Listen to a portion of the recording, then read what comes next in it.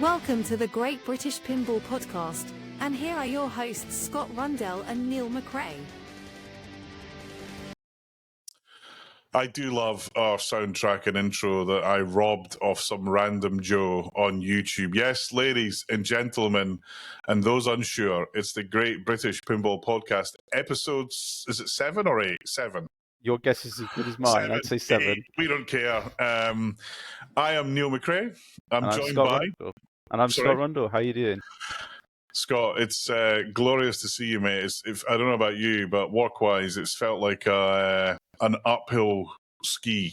Yeah. Where you're paddling like baloney and getting nowhere. I think it's the time of year, isn't it? Like, people have a tendency to say, we need this done, want this done. And then you speak to your clients. They're like, well, we're shut for the year. We speak to your vendors. Well, we've kind of got a change freeze in place. It's all the kind of stuff that's going on this time of year that makes it difficult to get anything done. Yeah, everyone just wants to, there's a bunch of people that want to get stuff done by the end of the year. There's a bunch of people that have already like, the end of the year's here, piss off. Yeah. And it's kind of infuriating. It's kind of, I don't know. I'm in a slightly different world than I was last year, but it's kind of weird to experience it. I must point out we are wearing Christmas jumpers. Yeah. Mine's slightly themed towards something, Also, I don't know if I can get the back of it in there. I've got the glorious Christmas movie that I watch. Oh, do you know what? I'm going to say this right now. It's a Christmas movie. I'm sorry. It's a Christmas movie. I don't care. Even Bruce Willis says it's not. It is. It absolutely is. He said it's not? Yeah, he does. He came up and he did an award ceremony at one point. You can find the snippet on it. And he says, just wanted to say, Die Hard's not a Christmas movie. And I was like... I heard some unsettling news about Bruce Willis's health. Yeah, it's pretty bad shape. He's got Alzheimer's or something. Yeah, and it's really affecting him now. Barely got any mobility. I tell you, when you see your heroes like that get hit with those afflictions, it's heartbreaking. I love Bruce Willis. Moonlighting. I don't know if you watched it back in the day. We've literally done. Me and my wife actually were watching it because of what happened with him on the news. So my doorbell's going there. But basically, we decided to watch a lot of his films. So we watched 12 Monkeys, Fifth Element. Great movies. Yeah, I'm hoping Fifth Element turns out to be a pinball machine. Maybe we'll get a pinball machine. Definitely so, yeah. I love his films. He's had some horrible ones, and some cheesy ones. Like, was it Apocalypse Now, where he's a oil rig digger and he's trying to implode an asteroid? Do you remember that one? Yeah, it wasn't Apocalypse Now. That's a Vietnam movie. Oh, that's Vietnam. Yeah, Armageddon. That's it. Because I'm a space geek, I love that movie. It's kind of bullshit in that they showed you a picture of a shuttle on the pad, but then showed you a completely different shuttle that they'd made up that would land on an asteroid. Let me tell you, if a shuttle went anywhere near an asteroid, it would fall apart in about 10 seconds. I was going to say, it'd be like paper, wouldn't it? Yeah. Yeah, it was just kind of funny. But I'll be honest with you, if movies entertain me, I don't give a shit. It's about entertainment. It's like, I was reading a post today on Facebook, some guy asking, why didn't Starfleet use more holographic people? I'm like, mate, it's a TV show. Don't go there.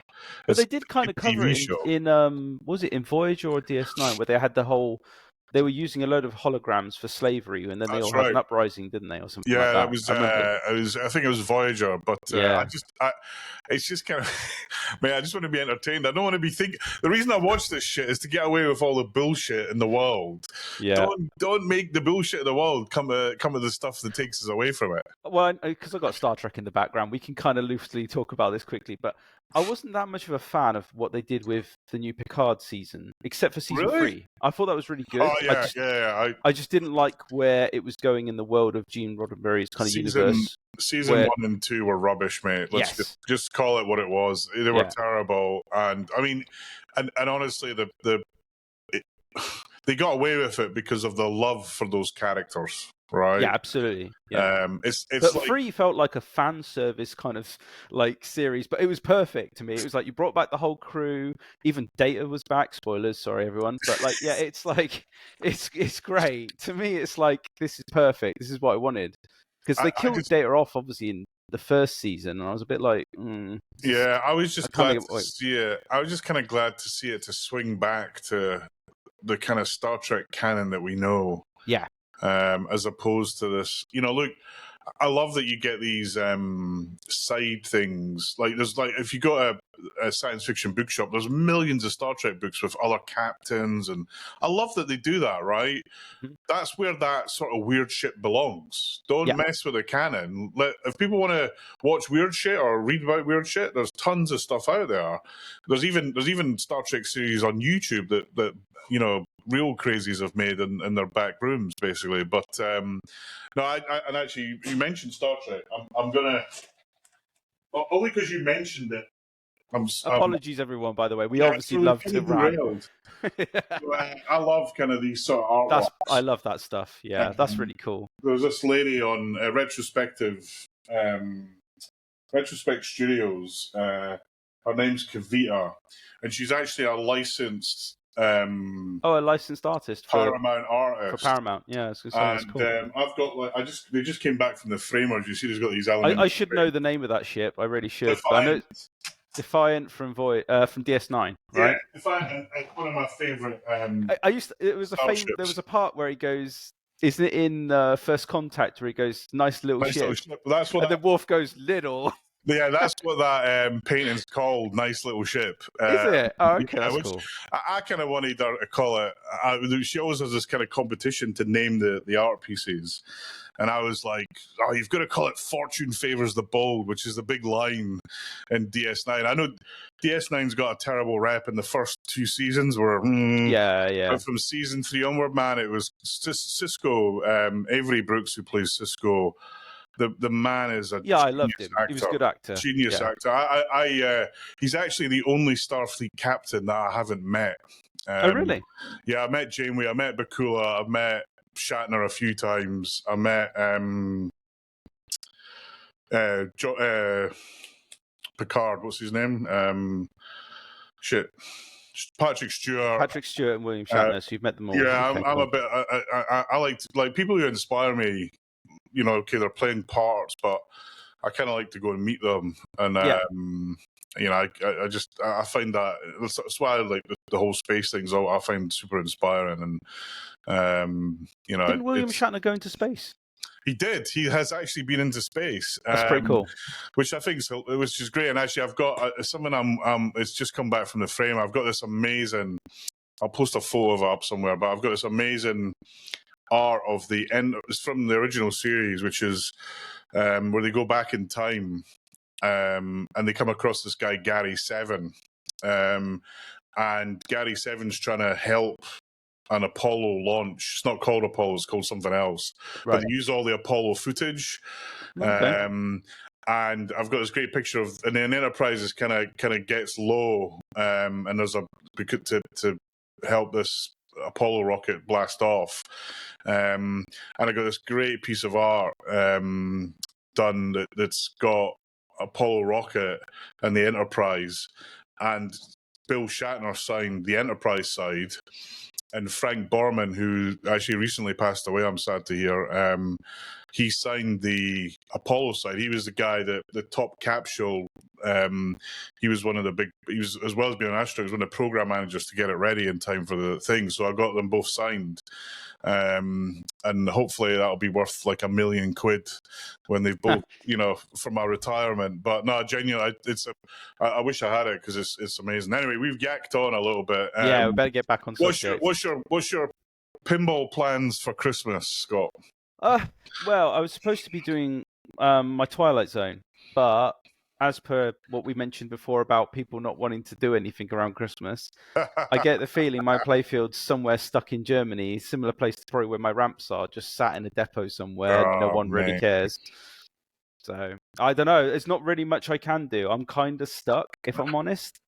It's the good time to do stuff, as you know. It's like this is down period. It's where I could be basically putting some real progress towards a pin. So yeah, it's what it is. You could spend a bit of time playing your games. I know that sounds sacrilegious, mate. I just look at them. They look I nice. That's say about it. I scarily ran my finger across my Iron Maiden, and the level of dust on it is shocking. I was like, oh my god, because this To be fair, I have played a bit with Holly yesterday, but she does have a tendency to break things. Honestly, she'll be playing it and she'll be like, it's got a credit dot or the ball's jammed somewhere, and I'm just like, oh god, what's gone wrong now? Mate, It's the problem with having old Bally Williams games. They like to just mess up. yeah, I mean, we should talk about that when we're going to talk about Spooky's new games later on. We should have a talk about. I mean, I'm actually, so I'm not doing anything over Christmas other than playing games. But I tell you, I played so much Venom over the last few weeks. I love. You enjoying it still? Okay. I I nearly cancelled it, and I'm so glad I didn't. It is a better game than most people realize, and anyone who thinks it's not a good game, they're brain dead, frankly, because it is. It's a great game. I'm hearing rumors that apparently they've been sending games to influencers to try and boost sales. Yeah, not me. I'll pay for mine. Yeah, well, they know that. They got a good thing going with you. If you want to send me free games, knock yourself out. I mean, I was going to put one in the club. Yeah. And we'll come on to the club in a minute, but with the situation in the club, I just didn't want to. There's no point in putting one there until I know what's happening with it. And also, I really want to wait for the premiums to arrive, which they haven't done yet. So yeah, and then in theory, I'm going to California for Indisc on the 2nd of January. So this is the Pinball Open World Championships. Do you think they're going to do any announcements there, or is that not the type of venue where they do anything? Nah. I mean, Stern have got like a pretty much boilerplate approach to this. They mail IGN posts something, video, a teaser video appears on YouTube, and you know, I've been given some info that yesterday was going to be Jaws launch. For sure. I was told that a while ago, admittedly. Sure. But I'm going to guess that something isn't quite ready. Is the, you know, so, but and if I was looking at my you know, that Facebook memories, and it's almost, this thing is the same day Led Zeppelin launched a couple of years ago. Was this, and it would be the same day, and it's kind of, they follow this pattern, and it's kind of weird because I need to check this, but normally Stern go to the CES show in Vegas, but I'm gonna guess that they might not be there this year, and because that's a great place to launch a new game, frankly. Yeah. Although Stranger Things, they launched that, and of course, well, it's good they got a rerun on it though, right? And I know people, it's odd, they're complaining about odd things. They were complaining about the projector alignment, but I'm like, have you ever owned a projector? I know everyone I've ever owned. You turn a projector on, man, you fucking. Oh, I was going to say, shit, man. They're going to move those dials will definitely move around even when they're in shipping crates and stuff like that. So for people to go, oh, come on, send out the QC, you know, these are off by a country mile. And I'm like, how long does it really take you to tune it in? My LE was off, and I have to tweak it every now and again. And the game, you know, if I turn it on right now, I'll put money on it. I have to tweak it. Probably. So it will be a slightly out of focus or slightly out of alignment. Yeah. And it's and you know, like, it's great that the games, there's more of them going out there, because I love the game. I think it's a great game, and I'm just hoping that they get the LED, the UV kits out, because there's still a lot of people from the original run that didn't get one. I didn't know that for certain then. So is the UV kit not included with the rerun? No. Wow. No. God. No. And actually, as well as putting the price of the game up, the price of the UV kit up. So, why not? That's a win all the way to the bank for Stern. I still stand by it, right? I was speaking to a friend of mine about this, because he said, like, you know, he was umming and ahhing over an Attack from Mars that he's been offered, and I said to him like that. I said, if I had a choice between Attack from Mars or Stranger Things, it would be Stranger Things. Oh, man, it's a personal opinion. I know it's a divisive one. Difficult choice. Yeah, but for me, I just feel, I don't know, I've got probably a bit more affinity towards Stranger Things because I like the series. If you're not a fan of the series, go Attack from Mars. It's going to be cheaper as well, probably. Yeah. I mean, it's kind of. I find it sometimes.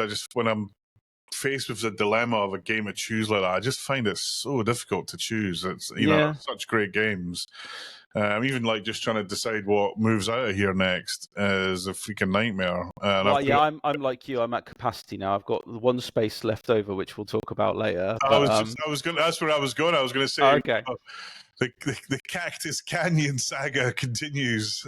Santa's too busy to deliver to us. Apparently, Santa's wagon arrives on the 24th of December, and thus there's no chance of them getting delivered. And I'll be honest with you, I'm kind of glad about that in some respects because it's got so late. The last thing I want to be, I mean, if it was to be delivered tomorrow, it would sit in my garage until after Christmas. I just wouldn't be able to do anything with it. So, and I mean, I'm kind of annoyed given that we paid 3 months ago. I can't remember how long ago. Yeah, it was. 22nd of September. I think we made final payment on. Yeah, at least I did anyway. That to me is, I mean, I love Phil. I know he's. Some people love him, some people hate him. I've never had any aggro with Phil, but that is on the borderline of taking the piss from my point of view. And I think what we would have preferred to, like for me at least, circumstances meant I had to accelerate the sale of a game to make that money available. And I think if I'd have known that the game wasn't arriving this side of Christmas, I'd have probably asked to say, like, look, if you have no confidence that it's going to be arriving anytime soon, then I expect to pay my final payment closer to the shipment date. Yeah, which is normally how it is. Actually, it's Venom, paid it when it was shipped out of the Stern factory. And I kind of, clearly the whole Cactus Canyon CGC it's been a mess, right? Basically, and I genuinely think it's done CGC some damage to the point where, and actually let's talk about this now, where there's a rumor out there that tomorrow there's going to be an announcement about another remake company. I've been knowing about that for some time. It's been a long-standing rumor, right? But I feel like that's probably because if you read, not even read, but there was an interview that happened at one point with one of the Chicago Games employees. I forget who, but they also said that they didn't think there was much point in keeping the license on for other titles in the Bally Williams era because they'd already got the ones that were worth any value. So you read into that what you will, but for me, that kind of tells me they haven't got any interest in keeping the license anyway, which leaves a question mark over what happens with reruns for things like Medieval Madness or Monster Bash.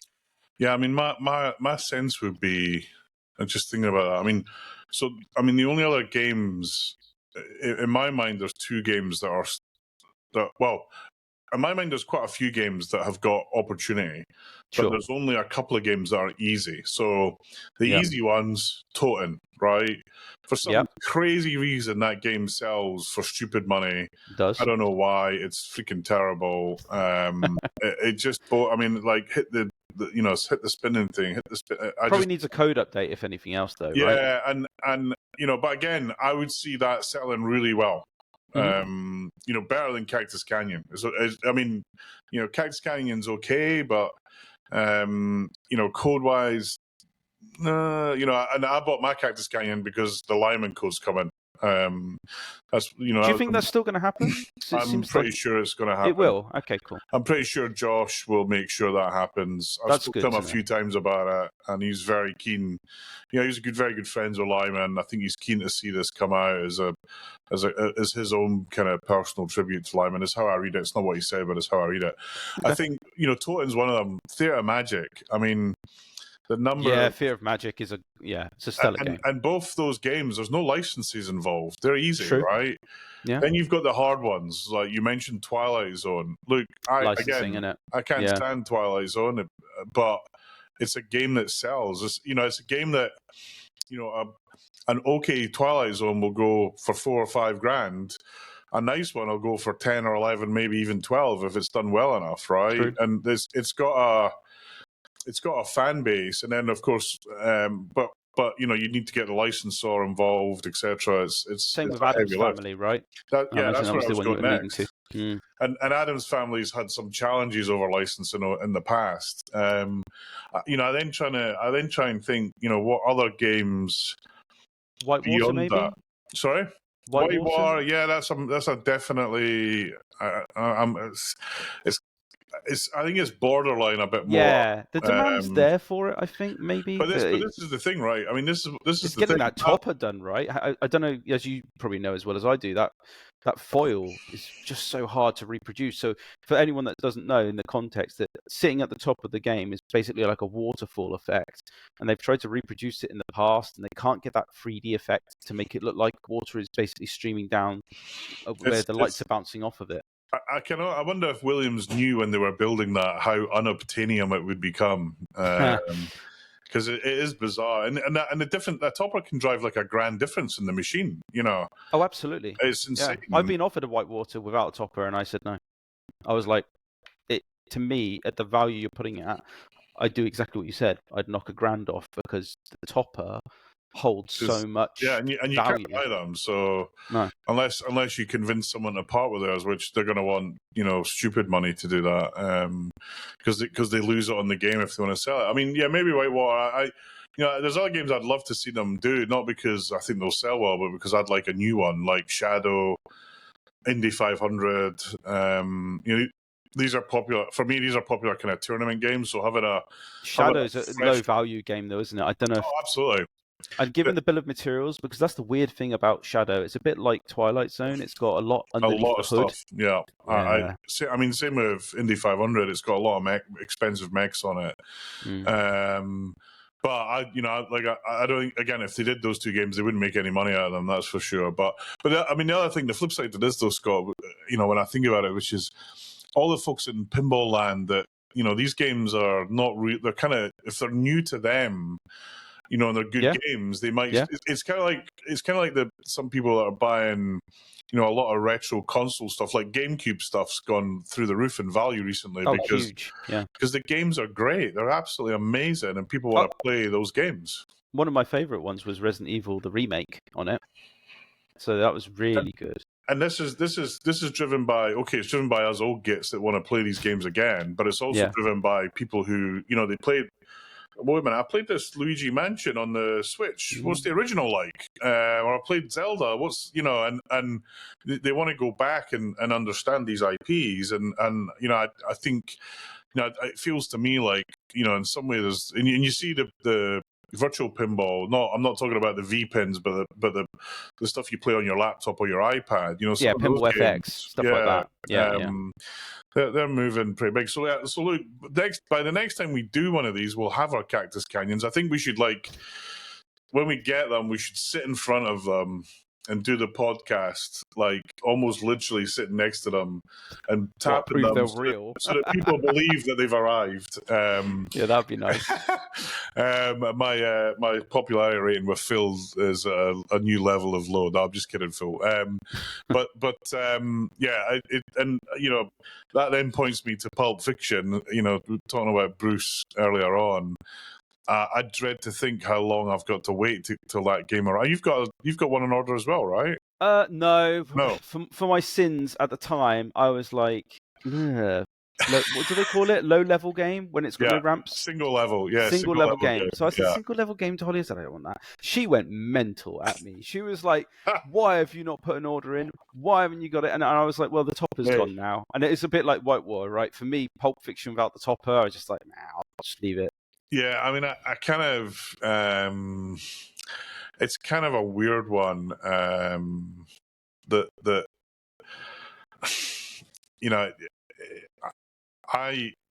When I first saw it, I was like, that looks terrible. That was my reaction. And actually, the artwork, right? When they first did that blurry picture that looks something like Lethal Weapon 3 with the gun. Do you remember in the playfield? I posted somewhere. And Josh Sharp saw it, and he's winding me up. It's like, why don't you like this game? And I didn't know he was involved in it. I was like, mate, are you involved in it? He's like, yeah, I'm doing the rules. I was like, oh, okay. And then I got to play it. And I was going to say, suffice to say, I was utterly wrong. My wife won't ever let me down on it. And basically, Josh said to me, Neil, you're going to want this game. And I like phone Phil, put me down.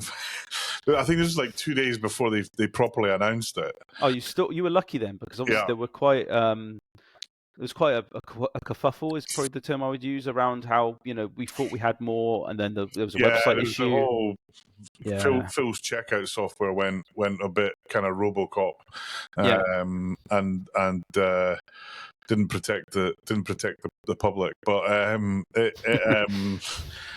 there's a great game there. I mean, so I'm kind of glad, and as I played it 3 or 4 times, different places. I played it in a tournament actually, and won on it. That was awesome. I had a really good game on it, and I was like, I literally pinged them and said, guys, I want one of these for the UK Open. Please, I'll give you 20 grand right now. Just send me one of these freaking games. And they just, nah, we can't send you one. I was like, what?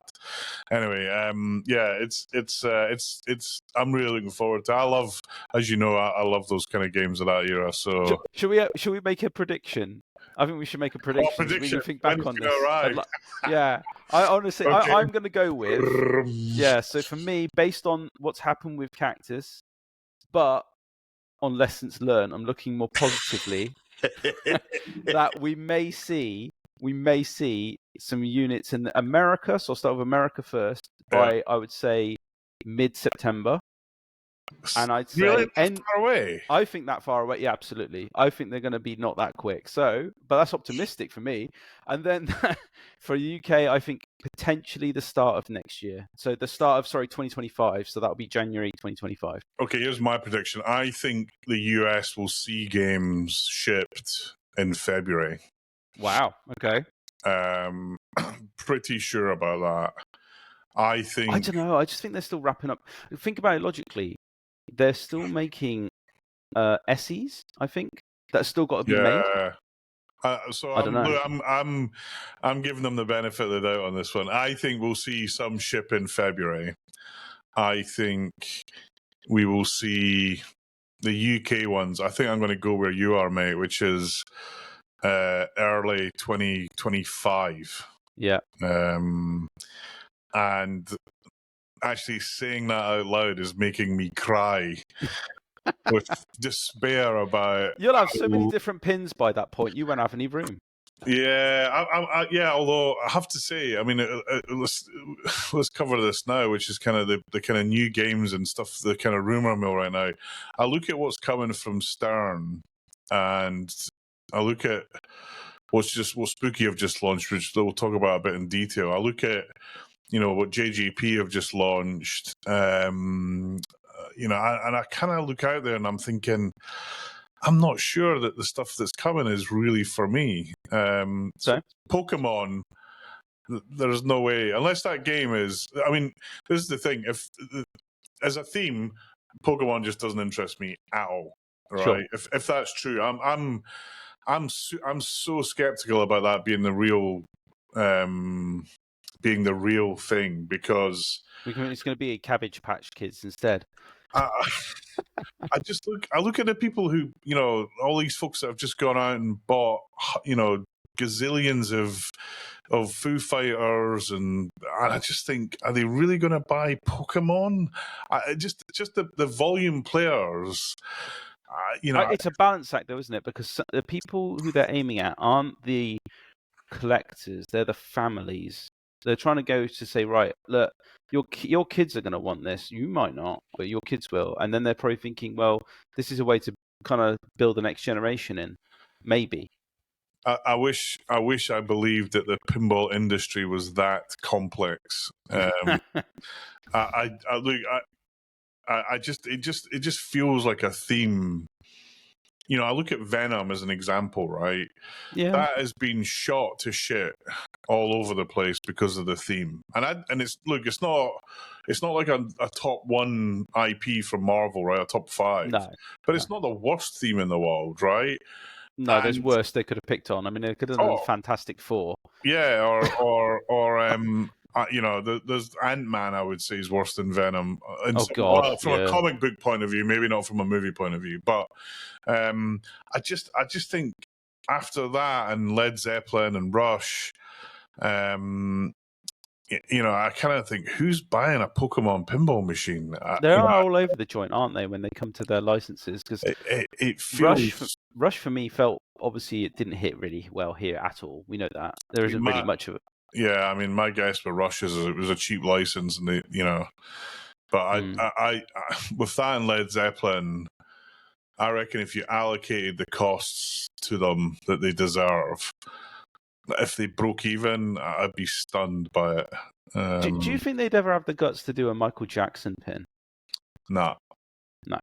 Nah. Given the controversy, it's a shame because I think look, whatever happened aside, his music is historical. I would be first in the queue for a Michael Jackson pinball machine. I mean, there's a guy who did Moonwalking Dead. If you Google on YouTube for Moonwalking Dead, the retheme of Walking Dead. And he nailed it. I've actually played the game. It's in Boston, or was in Boston. I used to go to Boston and work a lot. And I played it, and I was like, this is awesome. Actually gave me the idea for Disco Maiden. That's where I got the idea from. Right. And the guy totally nailed it. I mean, look, it's rough because it's a homebrew, right? But I thought this is fantastic. I would love a Michael Jackson pin. Music pins to me are kind of, if I was in the business of selling stuff, I would only be going for places where, it's like the Beatles, right? I mean, and this is kind of the shame of where the Beatles went from a pinball point of view. But you look at that new record that came out, and it sold. It didn't hit #1, I think. Yeah, it did. Yeah, it sold insanely, and then Stern had a money making scheme on Beatles that backfired. That if they'd came out with a Beatles pinball in a regular way, they'd be everywhere. I'd have one here, right? They would have sold like hot. I think I was too late to the pinball sort of like hobby at that point because I think it'd already been announced. So what happened then? Did they just let the MSRP was just dictated by the distributor or what? They limited it to like, I think in total about 1,900 games, right? Of which I want to say 1,800 of them were the gold edition, which is what you typically see, and then there was, I think, 100 of them were the platinum edition, and then there was 50 that were the diamond edition. And the diamond edition, I think, was retailing for like, was it 40 grand? Wow. Yeah, and even the gold edition was retailing, I think, for 15 grand. I can't exactly remember, but it was basically twice the price. Yeah, it must be 15 grand. It was twice the price of a regular Pro. And it is a good game, but it's not worth twice the price of a regular Pro. Was it a pro level game though? Just about. It's single level, so it's like Bond, but it's based on a really good Stern Classic game called Sea Witch. Although there's no. I mean, the shape of the game is the same, but the actual geometry is entirely different. But I like. Does it do anything like the James Bond one, where it kind of does the score reel or anything like that, or is it just an LCD screen? It's got score reels on it, but they're on the LCD, and that's what everyone assumed would be in Bond. It'd be like a virtual reel, not an actual reel. Sure. I think everyone expected the Bond to follow. I certainly felt that's what Bond was going to do. Yeah. But it's a decent game. I would definitely, if I get one for 7 or 8 grand, I would buy one. Actually, I missed one. Tony, who runs Medway and has the biggest collection of pinballs and deep freeze in the world, he has a Beatles. He got it. I missed it by like a minute on the forum, and that and a X-Men LE that he had, and I was trying to buy them off him, but he'd never sell them to me anyway. I kind of, I'd only touch bands like AC/DC, Metallica, Led Zeppelin. You think it's a big band, and it was, but is it now? Foo Fighters, definitely a big band. I think that's done well for Stern. Yeah. Iron Maiden. I mean, Iron Maiden's just a no-brainer, right? It's just so obvious that's going to sell like crazy. But yeah, look, Jaws. I'm all in for Jaws. There's a rumor of an SLE. I told Phil if there's one, I want it. Of course you do. I love that movie. It's freaking awesome. Do you think the rumors are true though, that they haven't got some of the characters on it and stuff like that? If they haven't, it wouldn't surprise me. It would disappoint me, but it wouldn't surprise me. I can see, you need a bigger boat. I can see that not being in it easily. Oof. At least, well, I mean, this is the thing, right? They'll have the rights. Well, I would assume they've at least got rights to the film footage and the audio, right? So Okay. it'll be in there, right? They'll have rights to the music though as well, right?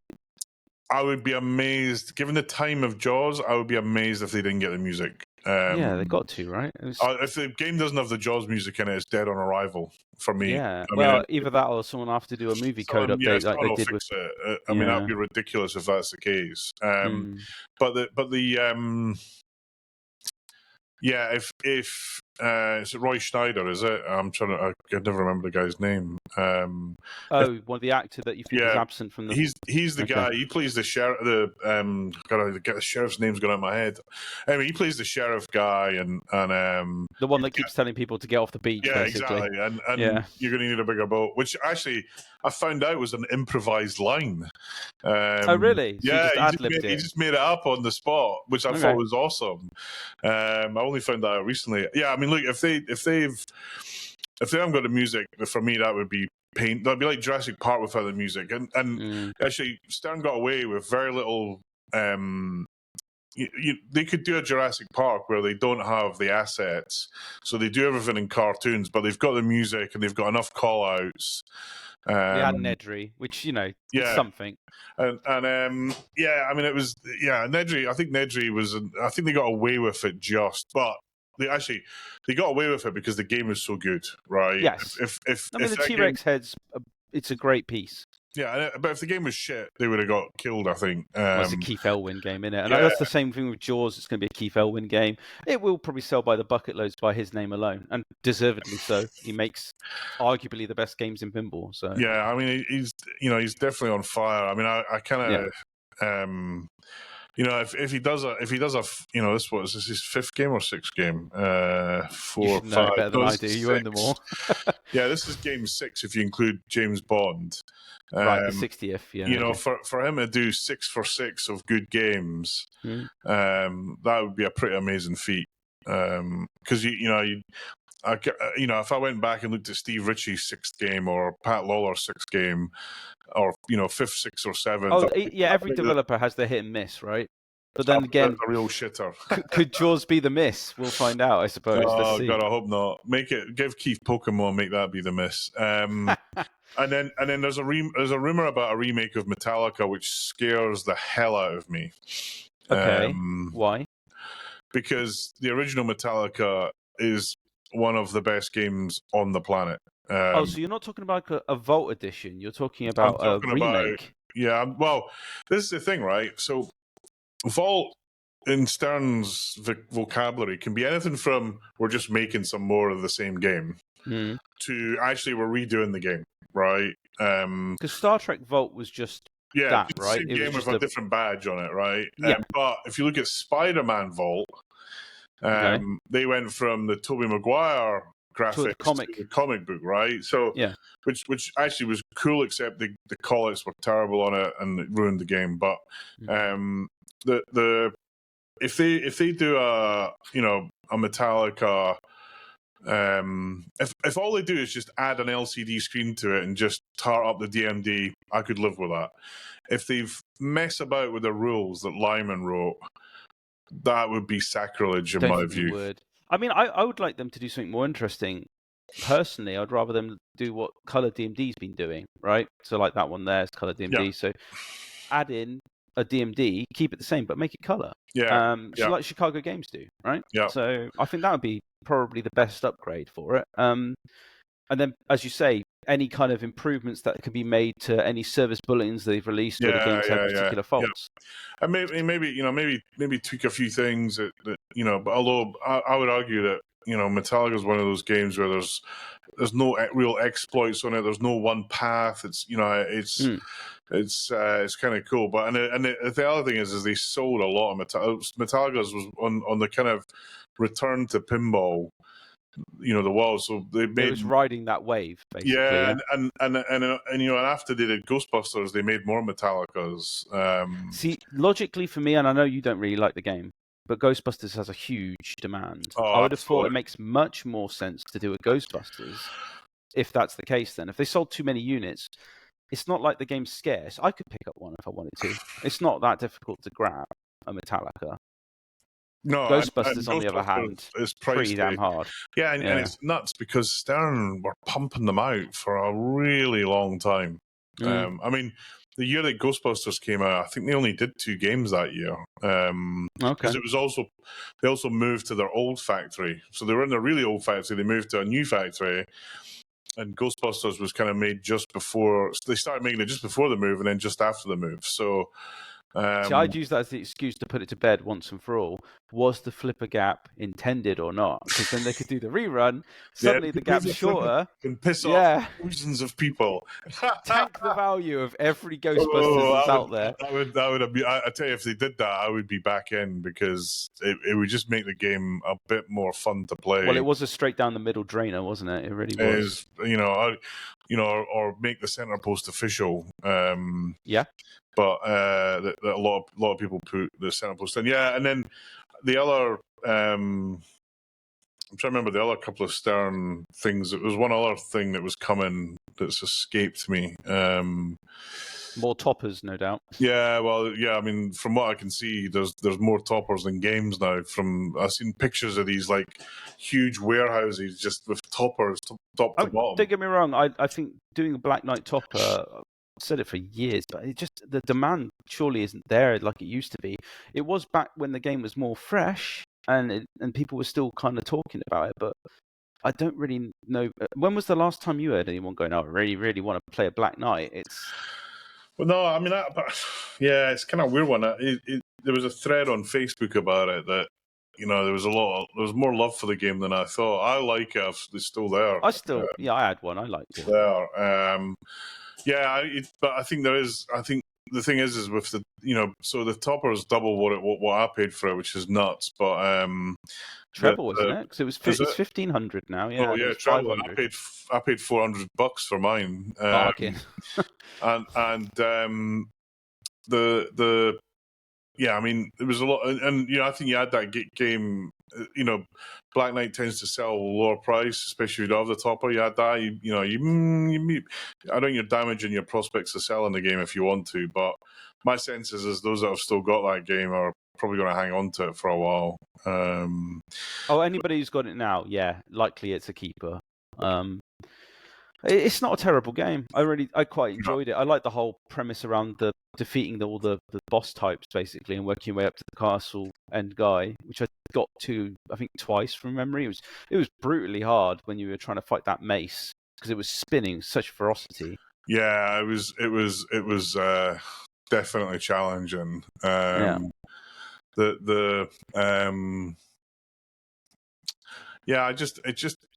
so then I look at what else is coming down the line.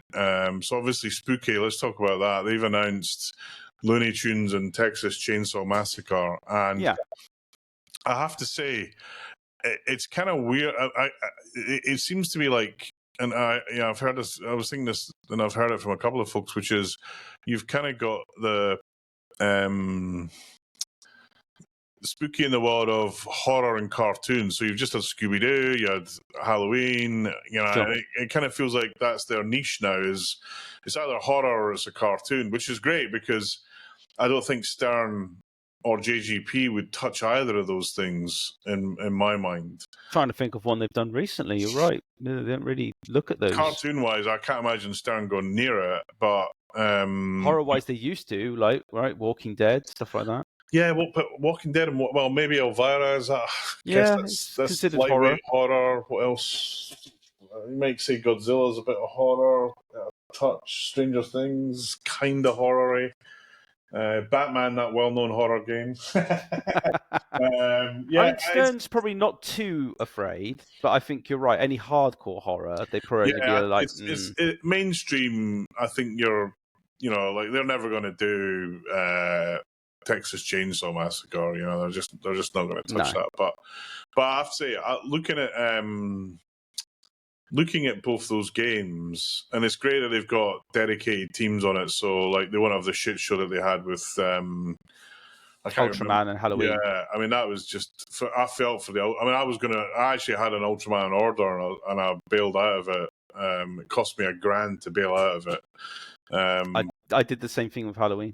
But I was told by so many people that it was a turd, and then when I finally played it, it was a turd. So I was glad. No, I did one better than you. I sold my deposit, so I only lost 250. No, mine's. I just feel I don't want it, mate. If it cost me $1,000, that's fine. But yeah, I kind of look at the other rumor is Fifth Element. Yeah, my wife said that's a day one purchase for her. And Muppets. Like, as long as she pays for it. Yeah, I mean, I have to say, again, theme wise, it's not like a must buy, but if it's a good game, I'll buy it. For me, the game Muppets would be an instant buy. If that's what are you saying though? The Muppets show or the Muppets Christmas Carol? What? I don't care. I'll buy it. Okay. I mean, I'd prefer it was a show, but I honestly don't care. I think I like Christmas Carol. You know, I think that'd be pretty cool. Yeah, I mean, they're both good as it's titles. and then this is where we get into the kind of, oh my god, I hope they don't screw it up, which is not Labyrinth. You're into the what's going to happen with Back to the Future. So I think it's definite that there is something going on with Back to the Future and Dutch Pinball. Okay. It's absolutely, they've definitely got something. I think we'll know over the next few months what they've got. And I kind of feel for those that are Back to the Future fans, because if they think that the wait for Cactus Canyon is long, I fear for how long the wait for Back to the Future might be. I think probably a lot of that, though, to be fair, right? When you look at the history of what happened with Dutch Pinball, they had that fallout with the guy who was manufacturing. Then there was like a lot of to and fro of legals. That caused a huge amount of drama and delays. I think now they've got the factory and they've shown the tour. You probably watched it, right? Because Canada said, I'll buy you all pizza if you do a tour. And it was fairly, you could see it was a small boutique, right? And you're right, they could probably maybe churn out 50 machines at a push a month, maybe, if that. I don't know how they're ever going to deal with the demand that would happen from Back to the Future. That's why I was a bit like, there are people in our community, at least, that are like, oh, this is great that Dutch Pinball have got it. And I'm a little bit like, they've got obviously a dedicated bunch of people there, and they know what they're doing. They love pinball, and they can seem to know how to build a theme, and they can do the mechs. But can they scale it?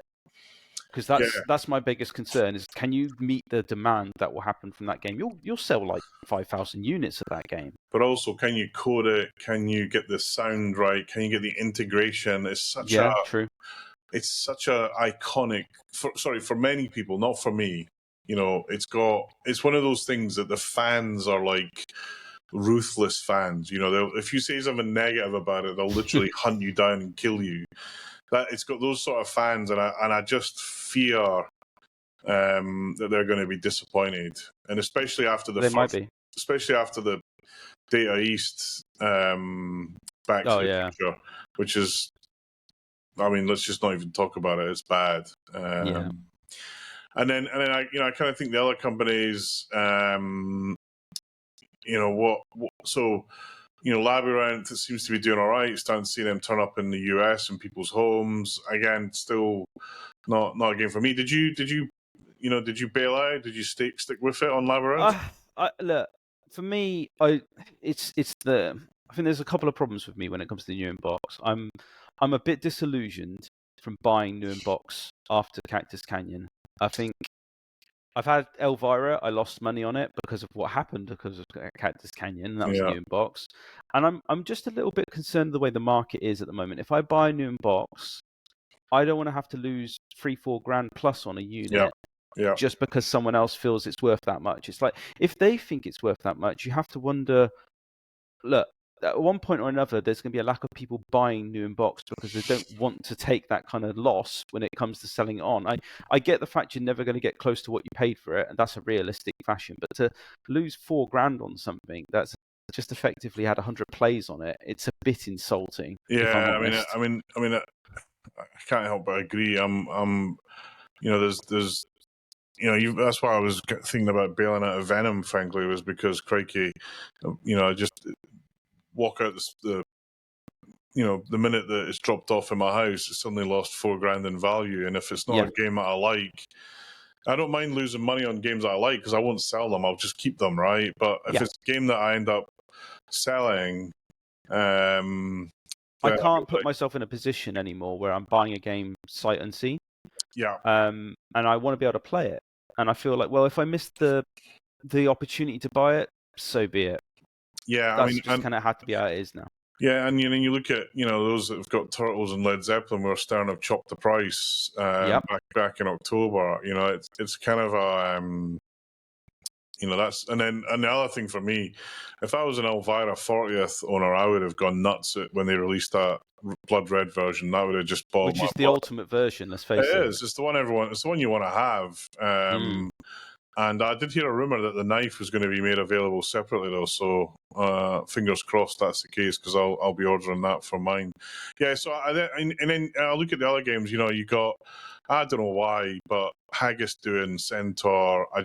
That for me is just bizarre. I just struggle to see where they're going with that. Jersey Jack. I mean, who knows what's coming at Jersey Jack? The big rumor is Harry Potter. I was going to say, I know a couple of people that have said to me that's a day one purchase. If it is, I feel for the designer that has that IP. I think I've said this before. Do you think they'll base it on the books or the movies?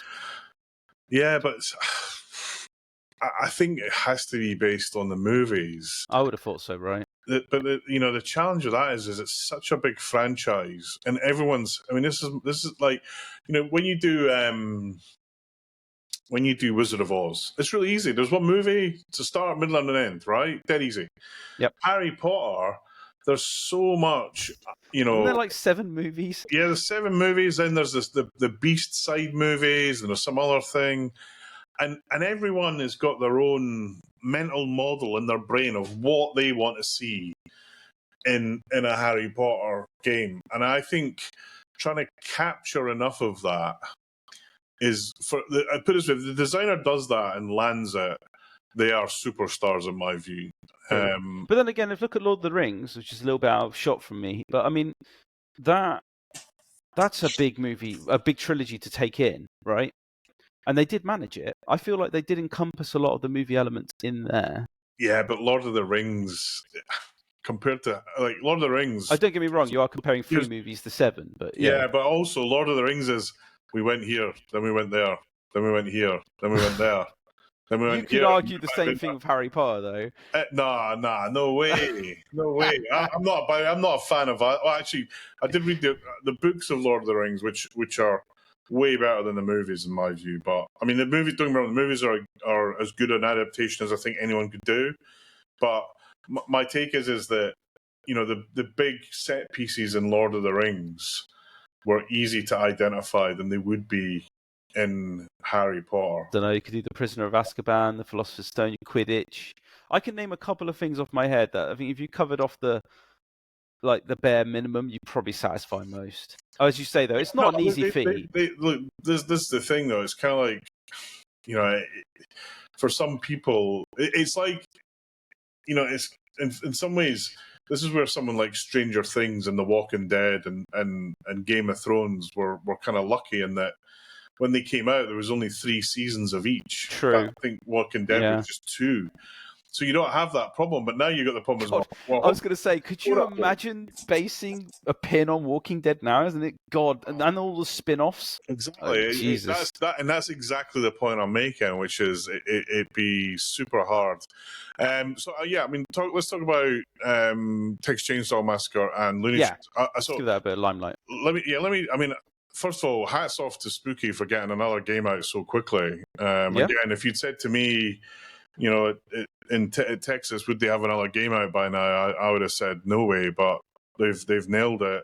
And actually, when I look at the layout, it's probably the first layout they've done where it's not wide body, is it? It's a back to standard body. Yeah, back to standard body, and the layout just feels like a layout I would be interested in. Yeah, no upper playfield. Yeah. So they've listened to the people about they want a game with flow. Yeah. it's the layout just. I mean, there's a bit of Walking Dead in the layout for my liking, which look, it's my favorite game. No Sure. shame there. So stop you there for a second. Then obviously both of them are effectively the same playfield, yeah. but obviously with different bits on top, and the code's different. Da da da da da. Given the choice, where do you sit? Oh, so that will depend on how much inappropriate humour they put into Looney Tunes. Are you saying you're gonna have Foghorn Leghorn going? I say. If they racist characters that are no longer appropriate for today. I don't think they're racist. Are they not? I think they're a little dated. I mean, like, what's the name of the mouse? They're definitely not politically correct. Let's say, right? Politically correct. All right, I'll give you that. But look, the old lady throwing. They could do a great. Here's a gag that Spooky could do, and Spooky, you can have this for free, right? They could have an old lady chucking money. The old lady that heats her house by burning money, right?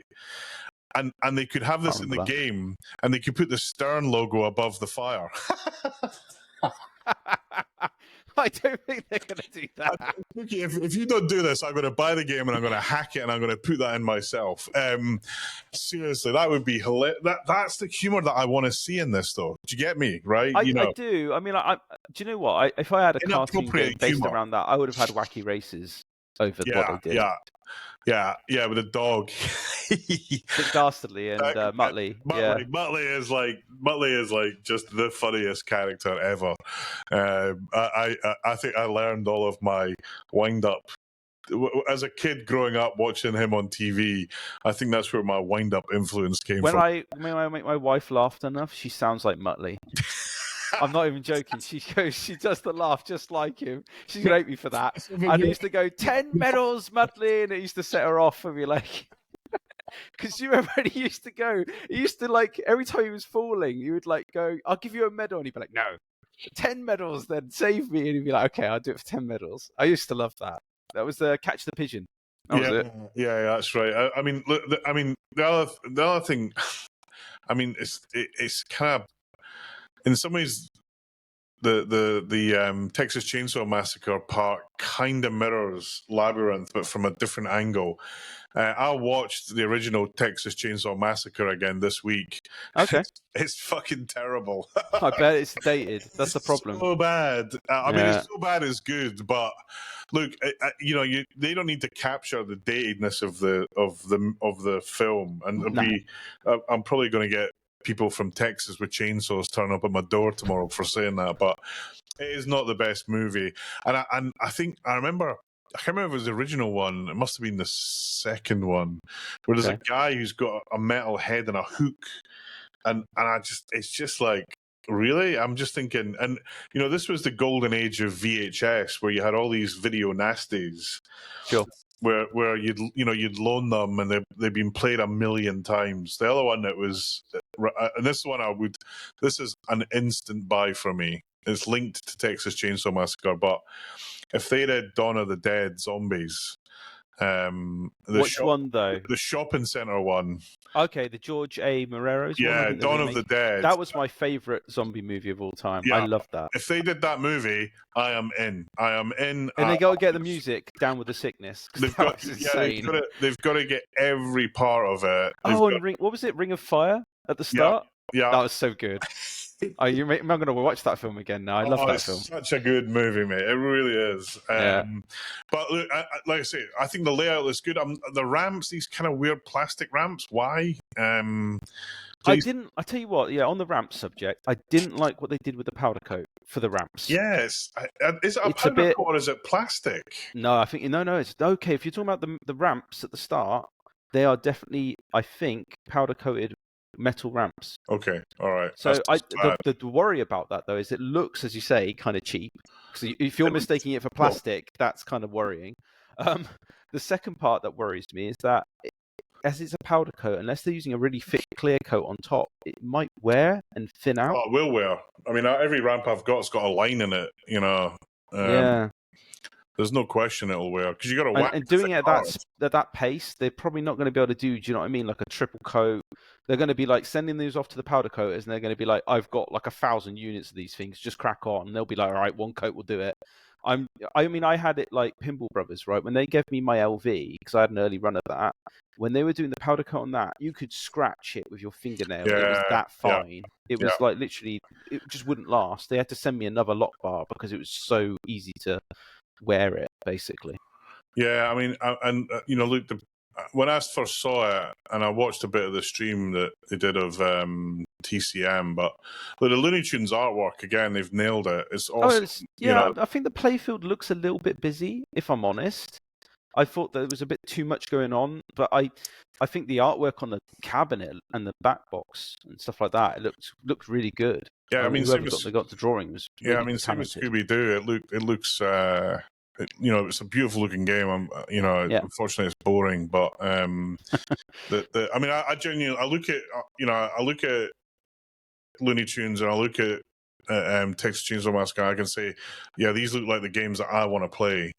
And I'm excited about it. I haven't ordered one because I want to wait and make sure that they don't piss up the theme. So look, we don't want another Ultraman, is what I'm on exactly. about. I want, and also, like I say, if there's not either, you know, the campness. So Texas Chainsaw Massacre, they've got to capture the kind of weird campness of that movie. Looney Tunes, they've got to have inappropriate humor. Now, that doesn't have to be the politically incorrect humor, although I would love it to be, and probably most pinball people would, but it needs to be inappropriate for a modern day game, right? So it's got to have Daffy Duck saying, you're despicable for doing something in modern times that would be funny, but despicable, right? They've got to, if they don't capture that, then they've just missed. They'll made me cry, basically. I mean, it looks like they've got, like, you know, there were some people like naively going on, oh, why has the trailer not got any of the music? And I'm like, that's just because of simple YouTube copyright, right? They might get a license for a period in time, but like a year from now, they don't want their video suddenly struck and then the audio is cut off. Yeah. So I completely get it. Stern do the same thing. They'll never put like the official music on just because it's easier to bypass it that way.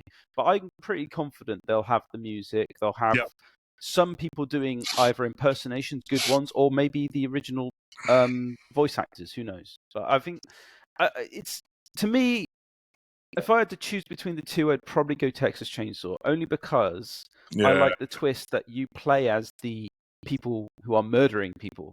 Rather than the people who are running away. You'd think it's like Halloween. You're going to run away from the murderer. It's like, no, you are the murderer. You are trying to capture and kill as many people as you can. And I tend to, I mean, I am swaying towards that just because I think it's an easier theme to not screw up. Looney Tunes, I mean, you know, for me, I've got a file server that's got just about every Looney Tunes cartoon ever made, including some that really were that today you'd go to jail for. And you know, when my grandkids are around, I've always got not the inappropriate ones, but I've always got it on, and they love it. They absolutely love it. It's simple, stupid. Still the wartime ones they used to do. Do you remember? Yeah, those certainly wouldn't float anymore. No, but you got Bugs Bunny shooting the Chinese or whatever it was. Yeah, absolutely. Remember. Or you know, and there's the Nazis. Well, actually, that might be back in for America, but no, I mean, there's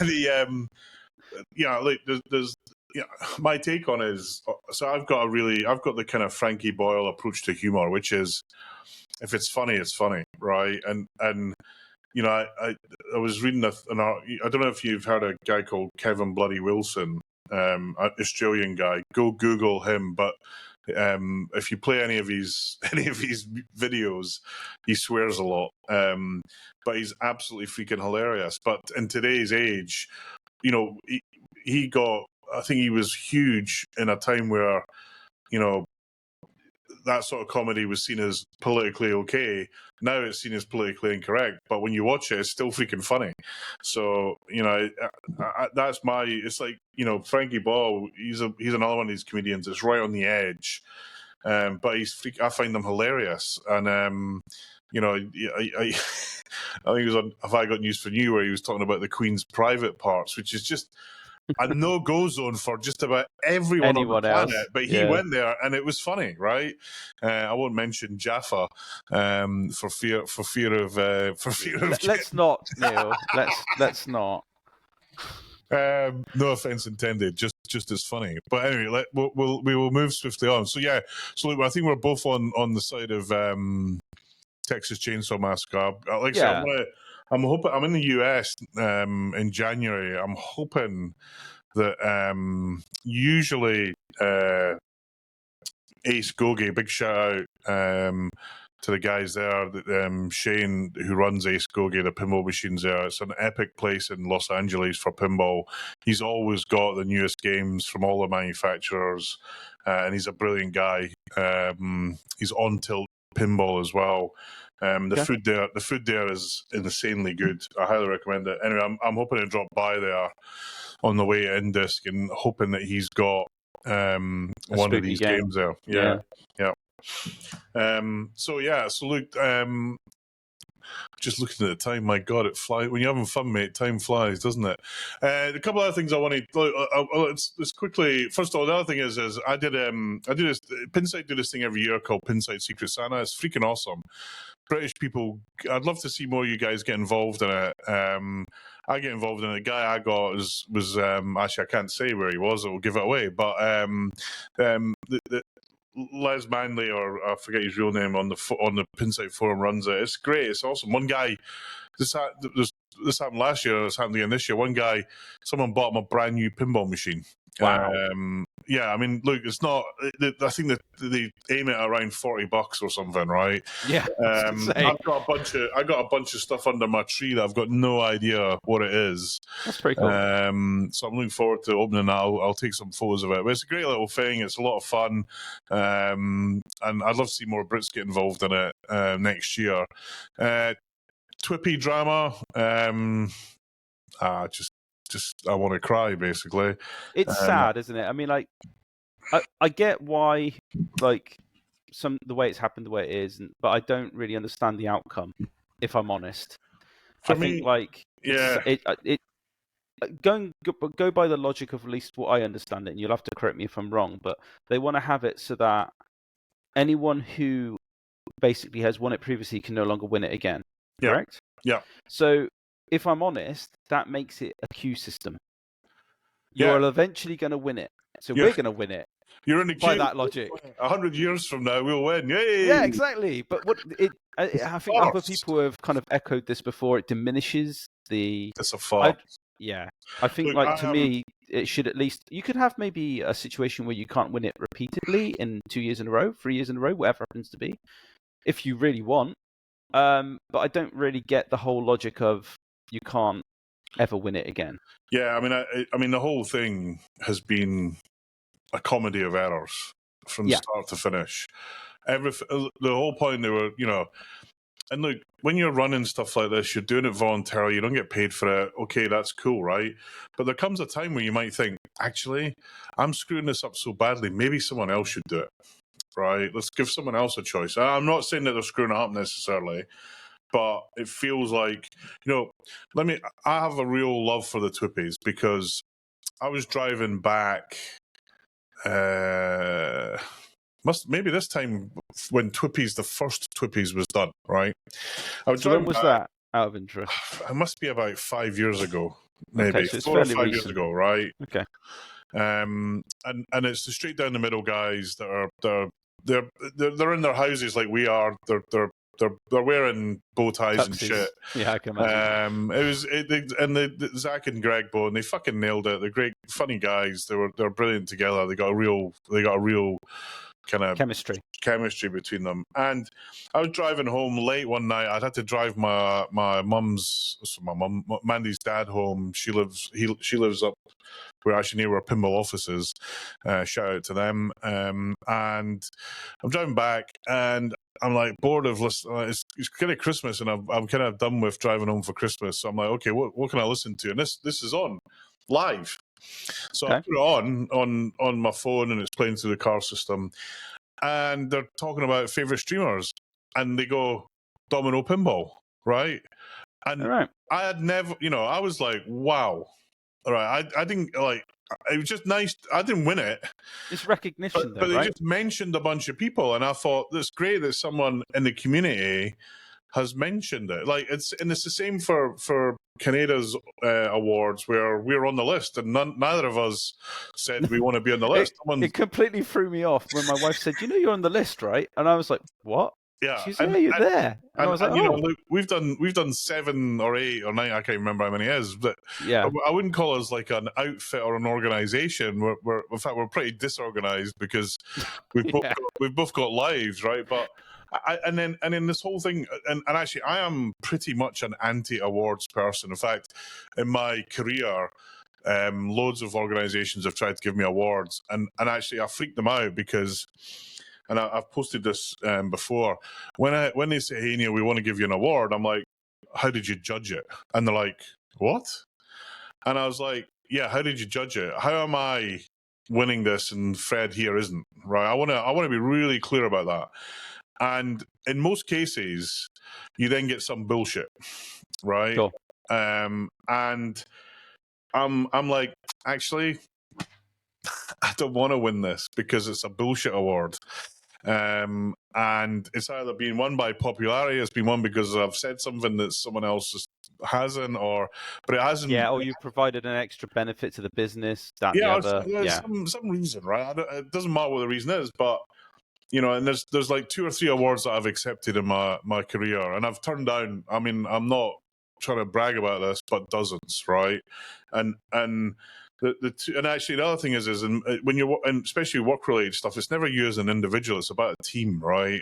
oh yeah, absolutely. That's the other thing that kind of boils my blood when these goons pick up an award and think they did something brilliant. Actually, all they did was shout about it. That winds me up as well. But you know, there's a couple of things I accepted only because they were measured really effectively, right?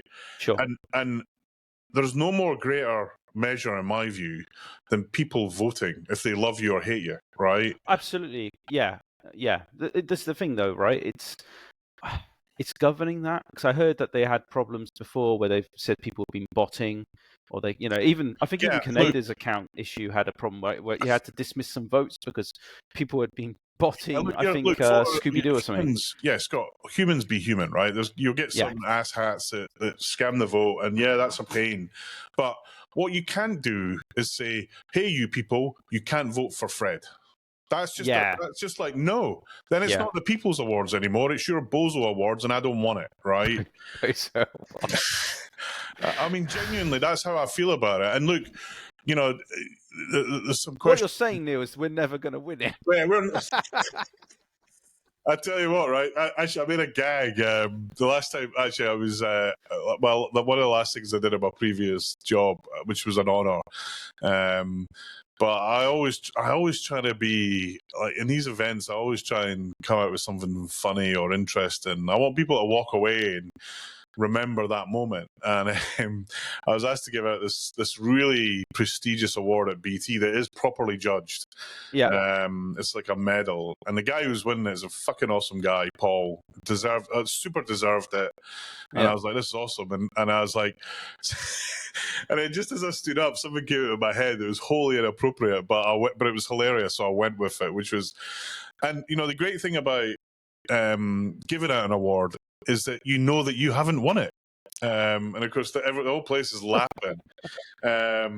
You know, and it was something like, you know, when you get asked to present an award, you know that you haven't won anything. So, anyway, and you know that it's for me the award. The thing about awards is about who's giving them and why. Sure. And you know, if it's some, you know, like I went to an event where there's some IT event where basically if you'd bought a table, you got an award, right?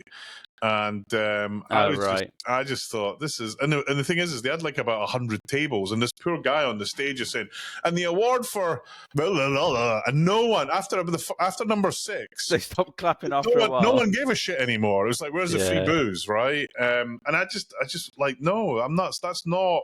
I got to admit, for me, right, when we started this, I'm not doing this because I want to win something. I did this because I just like talking about pinball. Exactly, 100%. And I I like feel talking like about pinball. I like. if you're doing this to win an award, you're doing it. Yeah, you're doing for it the for wrong reasons. And actually, you'll likely never win the award. And if you do win it, it'll be meaningless. And this is where we go back to the point you were making earlier. They have sliced and diced this in so many ways. I actually pity the person who wins it because they are a non-winner. They are a manufactured outcome, which I think is outrageous. And they're not doing it live anymore, are they? No, there's some bollocks about people being threatening. I'm like, honestly, they're just, there's easy ways to deal with that, right? There's always going to be someone like that, right? Yeah, I mean, look, it's kind of sad, really. We had a guy phone a bomb threat at the UK Open, but like that made me that made me more determined to run it, right? I feel. There's, look, the TWIPies are they the biggest thing in pinball? No. Are they a bit of fun and a bit of light relief? Yeah, and actually, the TWIPies themselves, when they're on in Texas, people get dressed up. It's a bit of a pinball glam night. It's I really enjoyed it when Todd Tuckey won.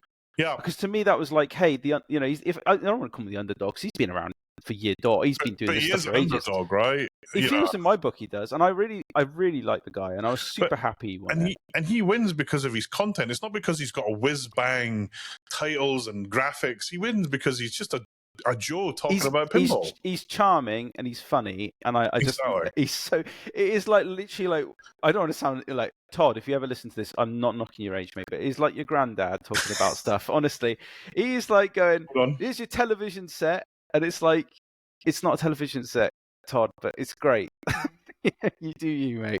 Yeah, I love it when he calls stuff a television set. But look, that's lovely. I love it. He signed this for me. I've met him many times. He's an absolute gentleman. He is. Funny. He's even a classic in real guy. life. The thing is, this is what I like about him. He on the show, it's how he is. There's no there's no persona at play. It's how he is. And absolutely. He signed this, and actually, it was on his show. I sent him a photo of it. Hey, it's up in the Domino Arcade, and he was like, "Hey," and he's super genuine, isn't he? That's what I love about him. And he's not the easiest of lives either. If you listen to some of his talks, but he's just someone like him to say that he can't win it is just a freaking nonsense in my view, right? Yeah. When he works his tits off. It's a lot of work what he does. We do this like haphazardly. He's doing it all the time. Look, not only that, he works really hard and it's entertaining, right? If he worked really hard and it was rubbish, then no, he shouldn't get the award. But he's got the two things: he puts the work in and it's entertaining. You win. It's that simple in my view, right? And people will vote for him because of that. And you just to control it in the way that they are now trying to control it just makes absolutely no sense to me. There's other guys out there that that deserve, the straight down the middle guys can't win it, and I'm like, what? I mean, they don't do so much content now, but they're still, when they do, it kind of like, I don't know, it stifles the community doing this, I think. It does. And it acts as a censorship. I don't understand it. And I'll be honest, that's where I kind of draw a line. Mate, I've been building the internet for the last 35 years. And one of the reasons I wanted to build this platform, and, I busted my gut trying to get it over the line here, is to give people a platform to say what they believe and do what they believe. And when someone tries to control it, it winds me up endlessly. I can tell. It's pushed your button. Yeah, I'm sure if you talk to Colin or Will or Kaneda or anyone, they'll have a version, right? We've all got our versions. And the whole point of these changes were to reduce drama. I think you might want to try again, basically. If they just left it as it was, no issue. And I feel for I forget Jeff, who used to be the TWIP guy. He must be like crying about this because he's seeing TWIP, which was at one point in time the website to go to. It's probably not anymore. You got Nap Arcade, and you've got Pinball News, and a few other places. And all that stuff. Yeah. Kineticist. But it's an opinion, Neil. Yeah, it's and Colin's taken over TWIP. He runs Kineticist. And Kineticist, it's a lot of work gone into it. I just think it's not quite factual enough for me. I've had to correct a few things on it Actually, and fair play to Colin, he listens and acts. If I, like he had all the Stern Electronics games in with the Stern Modern games. I was like, no, they're two different companies. And he's, so, but he fixed it. Fair play to him. But look, I just think that but maybe this brings something new, right? I mean, hopefully. look, it's a bit like the Oscars, right? I don't know. I as a kid, I used to watch the Oscars loads, but these days, it's just boring. I mean, it's just yeah. Like, and the Oscar goes to some bozo you've never heard of. Okay, nice. Next, I like to say, there are people who should be getting awards. The Oscars should have I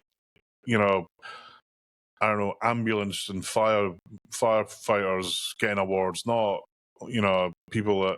Okay, they've done a great performance, but yeah, and you got paid $10 million for it. I'm sure it was like, I don't know. I mean, look, actually, the Oscars are actually voted in a way that is, they would probably pass my smell test for awards, which and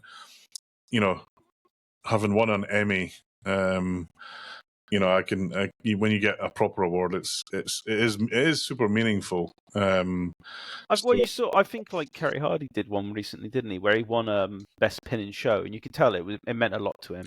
Oh, and I was there, and I saw the game, and he deserved to win it, mate. I mean, it was oh shit, what was it? It's gone out of my head. It was Getaway, if that's what you mean. The pin was. Well, he won Getaway, but I think he came second with another one. Before that, yeah, wasn't it Lethal Weapon? Lethal Weapon, yeah. Sorry, I didn't see the Getaway. Oh, no, it wasn't Lethal Weapon. It was the other one. It was Last Action Hero. Last Action Hero. That's it. I saw. Mate, it was mint. It was literally. It was such a nice game. It was on the Scorbit stand, and it looked phenomenal. Sure. Right, I'm going to move us on. So the other thing I wanted to cover, and it's a bit. Sorry, I'm kind of driving the bus a little bit here, mate. But no, that's cool. I wanted to cover Pinball Republic. Yes, do. So, Pinball Republic, for those that don't know, is a pinball club in Croydon. We've been around for 6 years or 5, I can never remember. A while. We've got 60 games, and it's kind of seen as the UK epicenter of pinball. Apart from some people who are too far north, they can't see over the horizon. But for people, I think for most people, it's kind of. It's fair to say it's the best place in the southeast. Yes, that is a good way of summing it up, Scott. Well done. And actually, there's a lot of places that are great. Tilt is awesome. Retroid's up and is an awesome place. The guys at Pinball Office is a great place. Medway is a great place. There's a lot of places out there, and running a place is not easy. So, anyway, we've known during COVID, the building we're in was acquired by a property developer, and we've known that our time was limited from that moment on. Actually, we thought we probably had another year, but for a variety of reasons, the landlords pulled the plug and served us notice. Actually, he served us notice the weekend of Pinfest, which was a bit of a downer on the team. But bit of a gut punch.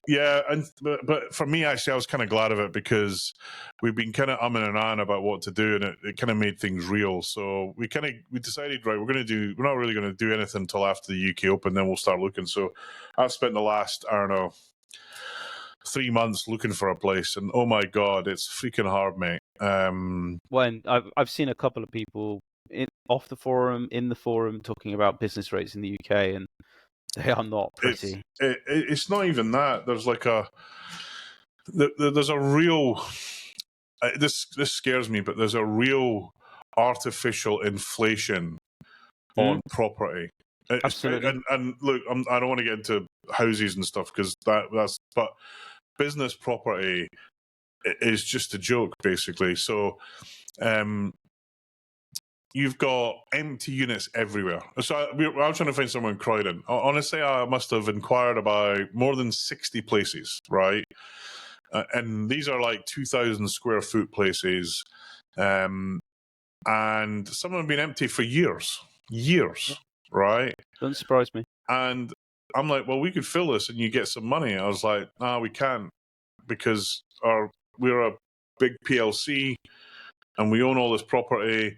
And if we take the price down, the valuation of our company reduces. And I'm like, the asset, right? And I'm kind of like thinking, so how do your shareholders feel about the fact that you're artificially inflating stuff that you're never going to fill?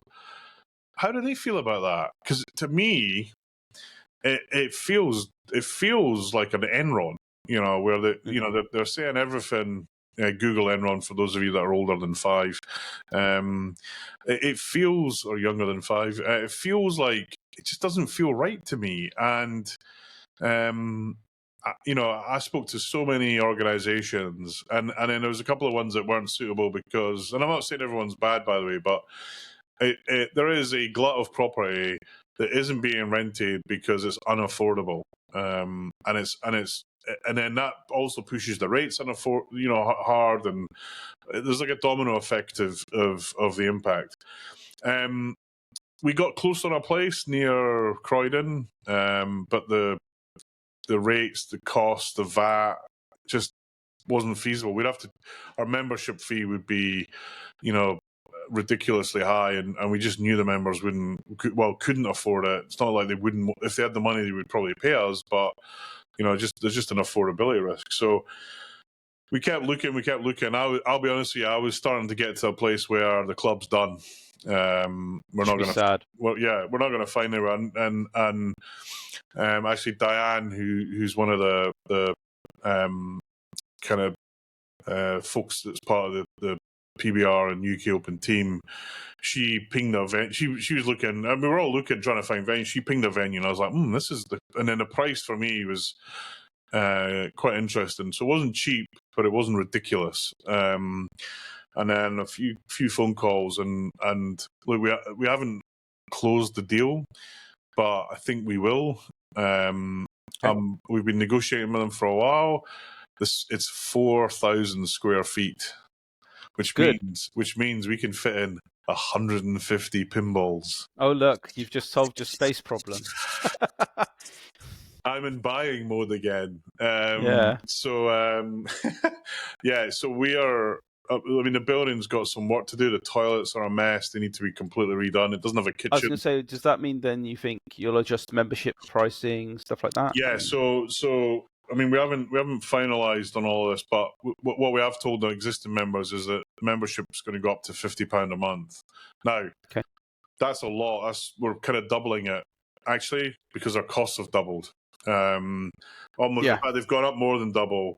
At the moment, I pay a decent amount of cash for storage, and then that provides them with unlimited access, right? So they can just go in. Yeah, unlimited access. Whenever we're open. Sure. Unlimited access, and you don't have to put 10p's in the game or pound coins. So 10p's, I wish. Yeah, I know. When was the last time you ever put 10p in anything? I can't even think of the answer to that. But look, it's actually our vending machine takes 10p's. But look, it's 50 quid a month's a lot, especially this time of the year and the cost of living. Sure. But it's effectively 50 games of pinball. And if you come to the club for a day, you'll easily do more than 50 games of pinball. So. I think, look, for people that, unlike you and I, that can't afford to put down an insane amount of money on a game and have their own private arcade, if you want to call it that, I feel like the 50 quid's reasonable. I think, given what you've got access to, and the games are going to be looked after, you don't have to faff around like me and Neil do every time a bloody game decides to go, hey, I'm not going to work today, and you're sat underneath it going, could be playing it, instead I'm fixing it.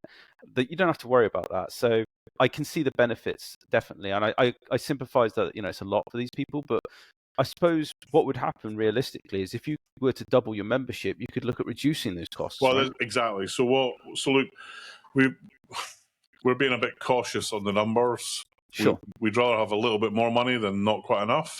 As it turns out, I'll be putting a load of money in, because rather than having to pay storage, I can put it towards running. I'd rather store my games in the club. Well, yeah, it's in a climate-controlled environment. Yeah, but also we've got enough space we can set them up. So the 20 odd well, actually more than that, games that I've got in storage, I'll be able to pull them out and I'll put that money rather than pay some A bozo game's meant storage. to be played, Neil. Exactly. As I said. No, and rather than pay some bozo storage company, I can put the money into the club.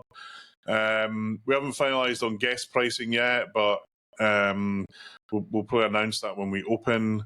Sure. But effectively from next month, we're putting the price up, even though we haven't moved, because the move's going to cost us money. We've got to fix the toilets, we've got to build a kitchen, we've got to put there's not enough electrical sockets. What's the idea with that, by the way? Are you contracting in to get that, or are you guys getting your hands dirty and doing some of the legwork? We'll probably be getting our hands dirty. Nice. I mean, we did it in the last club. Or the current club, lots of the guys work to kind of put floor tiles down and paint walls and hang stuff up. So, yeah, I mean, that's the great thing. We've got a good membership that'll help us with that. So far, when we announced it last night, we've only had one cancellation, which we knew we would get. We expect more because not everyone. We're actually moving from Croydon to Orpington, so it's about 25 minutes drive from where we were, and for me, it's further away, but it's easier to get to. So it's easier to access public transport wise, parking. Yeah, public transport, less than 10 minutes walk from a good train station that goes into Victoria and London. Okay. It's 15 minutes from the M25, not even 15 minutes, more like 10. So if you're on the Is it in the ULEZ zone or? That's a good question. I think it's in the ULEZ zone, unfortunately. If you come to the club already via the M25, your life will be easier. Even if you're coming from where I am, Woking, you go past Croydon, you got a bit further to go, but it's an easier drive than trying to cut your way through to get to Pinball Republic in Croydon. You got. Is it on an industrial park then? It is on an industrial park. Yeah, there's lots of space for parking. There's not a million miles away from a couple of shopping business parks. Deliveroo deliver. Nice. So look, it's not. We'd love to buy the Trocadero and fill it up with pinball machines, but I think given what you've explained though, and the fact that you've managed to add so much square footage and increase the available number of pins, I think at the end of the day, it can't be seen as a bad thing, right? I mean, like, the fact you're not closing, the fact that you're managing to keep going, that's commendable. So yeah, well I mean, look, we're not fully out of the woods yet. And look, if anyone wants to help us out, with donations or anything, we'll take it all basically. Look, I put a lot of effort in. A lot of other people put loads of effort in. We got a great community there. It's a good laugh on a Thursday night for the league. It helped. Without it, I can't run the UK Open. If there's no club, there's no UK Open. Or at least not in the format that I've been running it. Personally, though, I've got 20 games here. So if the club was to close, I can still play pinball. But as you know, Scott, pinball's about playing with your buddies, right? Yeah, pinball's meant to be played with other people. 100%. Exactly. So, I want to really see the club grow and get bigger and better. I think my guess, and it's just a guess, is we'll be reducing this time. If everything goes according to the plan that we've got, this time next year we'll probably be putting the price down, if not earlier. As soon as we think we can put it down, we will. Because I think that's the thing, right? You've always made a point of this. You're not doing it to make money. No. You're doing it because you want to share effectively the hobby. Yeah, and the whole, the club set up as a company limited by guarantee. We're not for profit. Every penny we earn goes back into place. Actually, we had big plans for the place that we're in. We were going to redo the toilets. We're going to put air conditioning in. But when we knew we were getting kicked out, just thought, no, we're not going to do that. It'd be crazy to spend the money. Sense. So yeah, someone else will benefit from that. Yeah. So look, and we're hoping. I'm kind of hoping that in March. Well, look, we have to be out of the current venue by the end of February. Right. So I'm hoping we'll probably be open by the end of March, if not earlier. Just depends on how it goes. But it still could not happen. So I'm about 93% that this is cool. We got a 7% gap to close. The next biggest part of that is, and actually this is part of the reason why we announced it and announced the price changes, because, look, if 50 of our members cancel, we're done. It's got no legs. Yeah. Yeah. So if you're watching this and you're a member, first of all, we really want you to stay. We know it's a big increase, but we think we've got something of value in the club. Put it this way, you're never going to get to play 9-ball anywhere else in the world, sorry, in the UK. You're never going to get to play any of Matt Zakaria games, Spooky. You're never going to get to play them. You're never going to get to play, GG, the worst game ever, but people like it. You're never going to get to play 10 Stern Premiums, on location. I was going to say, that's the rare thing, basically. right? Most locations will always have a pro. The fact that you put premiums on locations sound pretty good. Exactly. So, and you're never gonna get a kind of a weekly league that's like ours. I mean, and look, it's not that other places don't run great stuff. Pinball Office does a great league. Kirk up at Tilt does a great league. We've just got I think everyone knows this. We're the biggest place, so naturally we get, we do things. We're doing things that are a bit bigger. Sure. It's not to say what other people are doing is good, it's great. But a venue that the new venue that we'll have, one of my frustrations about the current venue is there's nowhere to sit if you want to watch, or you're waiting to play a game, so you're you're on your feet all day. This place, we've got loads of, even with 155 games, there's still space for seats. Might be worth branching out a little bit as well and doing some arcade machines and stuff like that. I know that's the Pinball Republic, but even just in the break area. Yeah, we actually have a couple. Or a pool table. Matt's got a couple. We used to we had an Xbox and stuff. And we've had a few in the past, but people just don't. I mean, they kind of play with it for a minute, but people go out and play pinball. So Sure. there's places to go if you want to play arcade. But you're right. I mean, Matt has got had a couple of stand-up games that we had on, and it's going to be fun. And then I just want to point out, I just want to get the dates right. Let me just check, because I'll get this wrong otherwise. But we have a big tournament. Could be the last chance you get to play our games if all doesn't go well. Don't say things like that, Neil. We've already lost one venue this year. I know, and I think there's kind of more to come on that. So Fulda in Germany, you might have heard of this place, Bills and Balls. It's closing down, and it was one of the big tournament venues for Europe. Is that a similar challenge they faced? Was it rising costs? No, and stuff, actually, they were in a different position. They were basically, the guy who owns the property was made an offer he couldn't refuse. Oh, pull out. Which and where he is in Germany is kind of a weird location, but close to Frankfurt, so property is a bit weird pricing wise there. But so he's closing down. I mean, he's talking about reopening in a couple of years' time, but I think this is the problem. 2 years from now, the prices and costs of stuff will be even harder, right? Sure. On the December 28th at 7:30 p.m. It's a Thursday night, we have the end of year Turkey Leftovers Pinball Republic fry up. It's a 2-day tournament. We start on Thursday evening, we go into Friday, we have big finals, and it's worth 250% TGP. So it is the outside of the UK Open, it will be the biggest tournament this year. And it's literally the last tournament, well, almost the last tournament. Greg has Robot Bash on the day after, but it's one of the last tournaments of the year. And it's cheap, so it's £5 for members and £10 for non-members. Because of the time, we just said, look, we'll just cover our costs. We're not really making any money out of this, because we wanted to have a big event near the year end, we got about 50 odd people registered, but there's still loads of space. So come and join us. It's 2 games per round, so it's a main and a classic. Anyway, I've said enough about that, but it'd be great to see you, folks. If you want to come down, we're still open if you just don't want to play in the tournament, but you want to play pinball. And then I'm just looking at the time thinking, oh my God, it's 1 hour, 40 minutes already.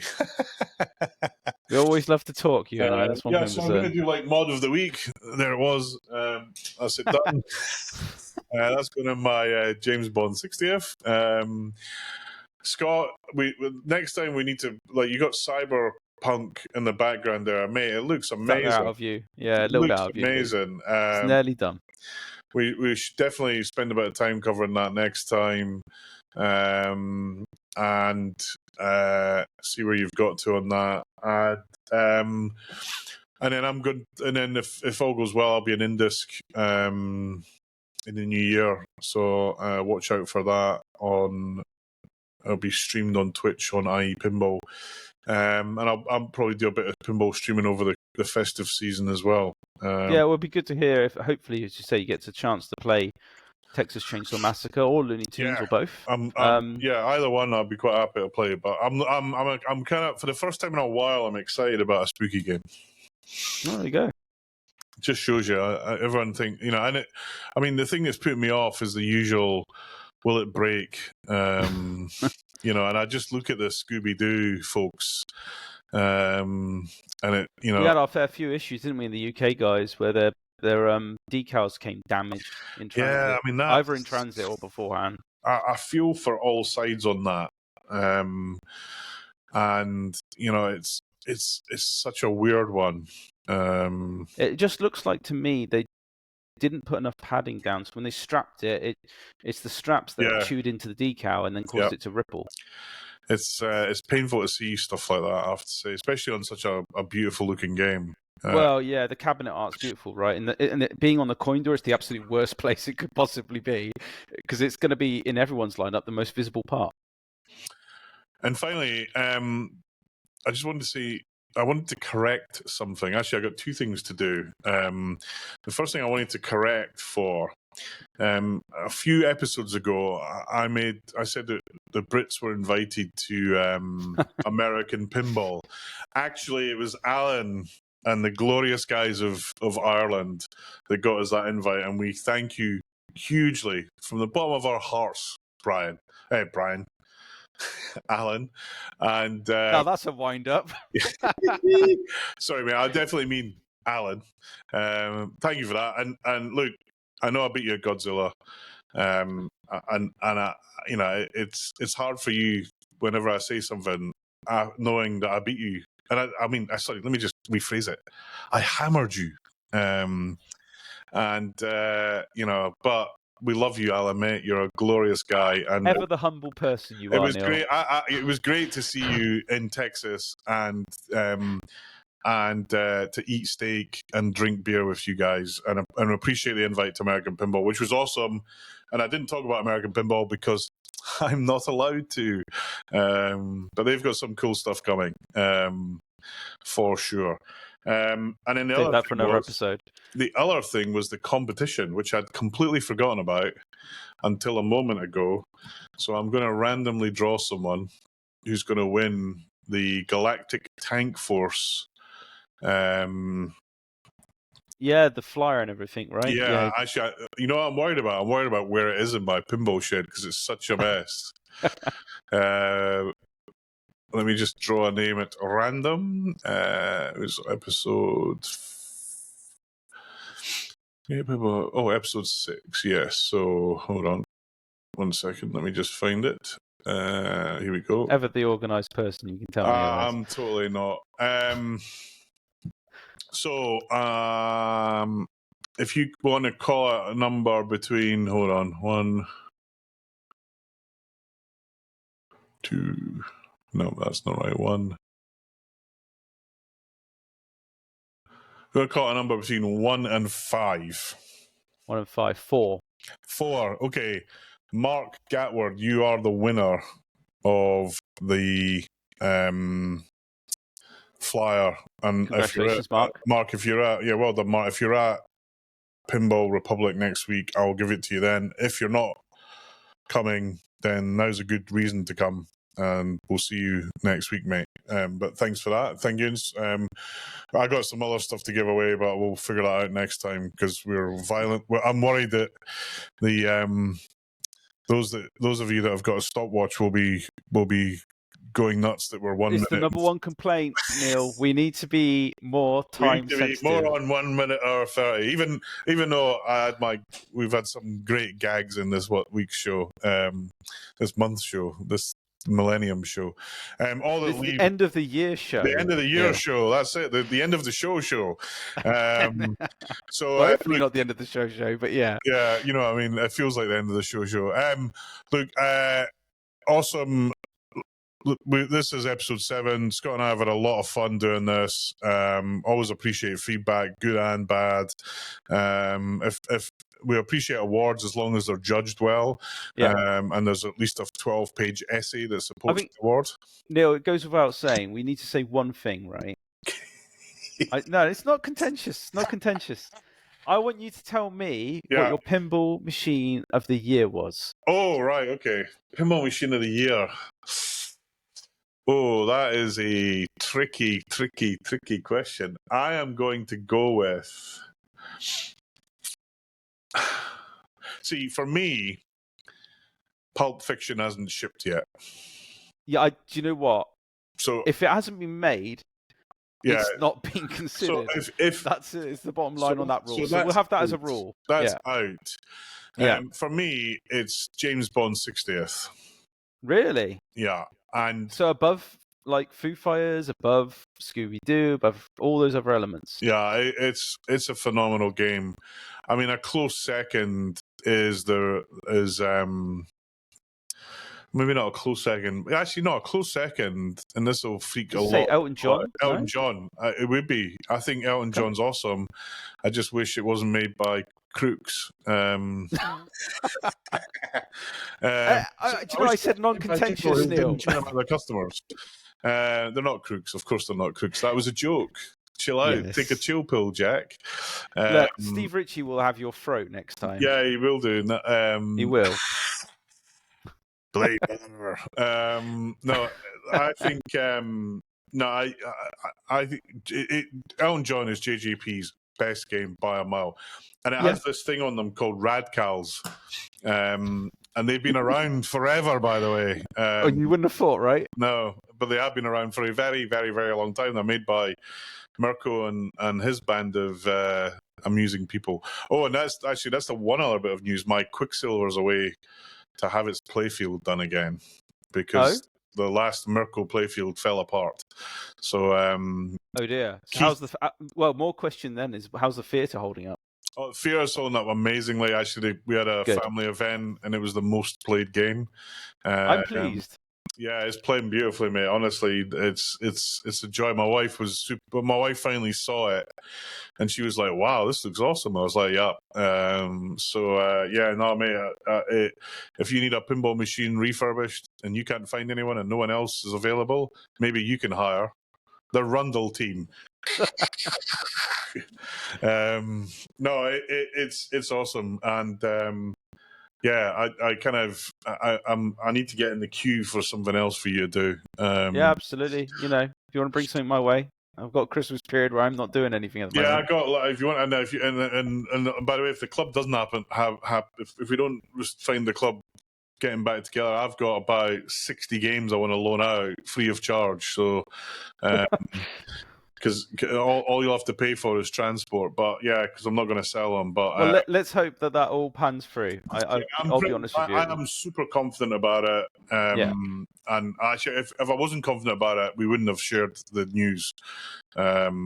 Basically, but a big shout out to all the Pinball Republic folks that both work there and help us, and the members who are just phenomenal folks. And actually, the UK pinball community as a whole, I think it's been a great year in the community. Pinfest was awesome. The UK Open was awesome.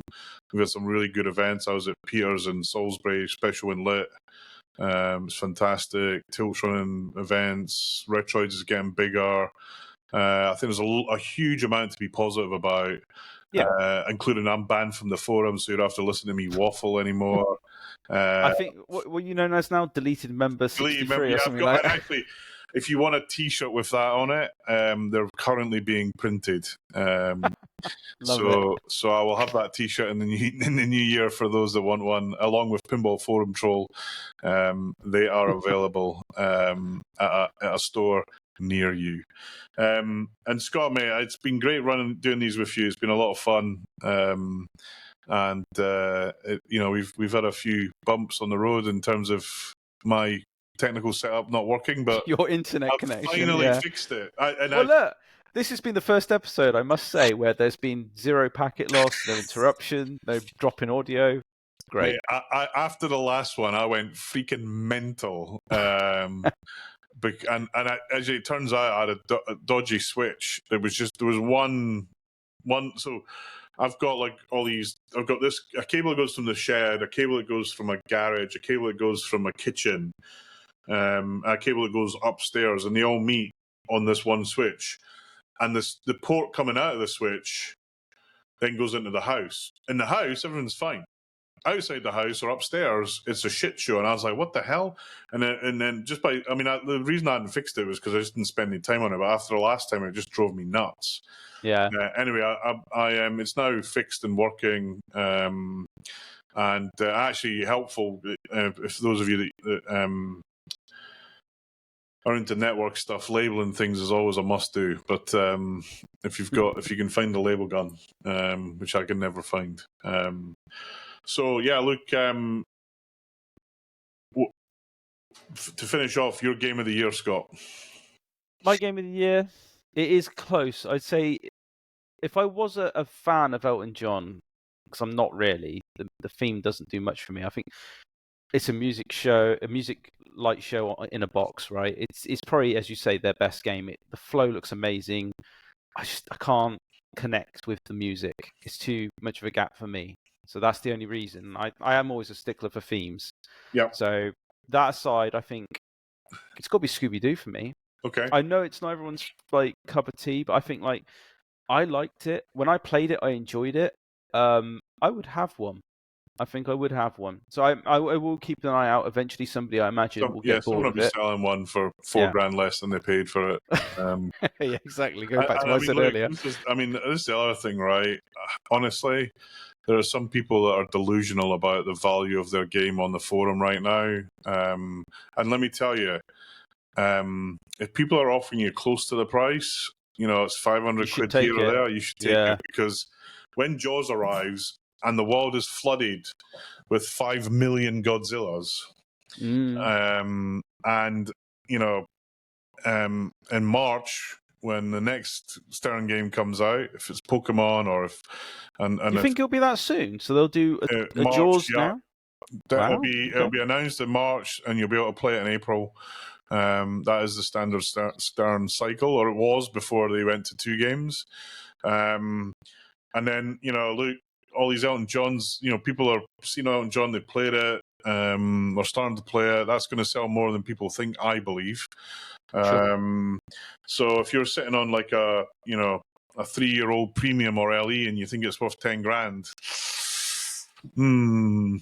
probably not, I'm afraid. I wish it was, being surrounded by them. But well, this is the thing, right? I think, look, we've gone a bit long, but I'll wrap up quickly on this. I think you're right.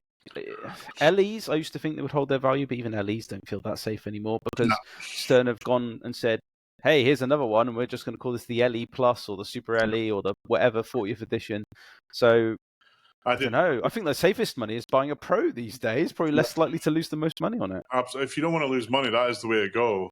I did send a note to the Stern CEO. I forget his name, not Gary, the new guy.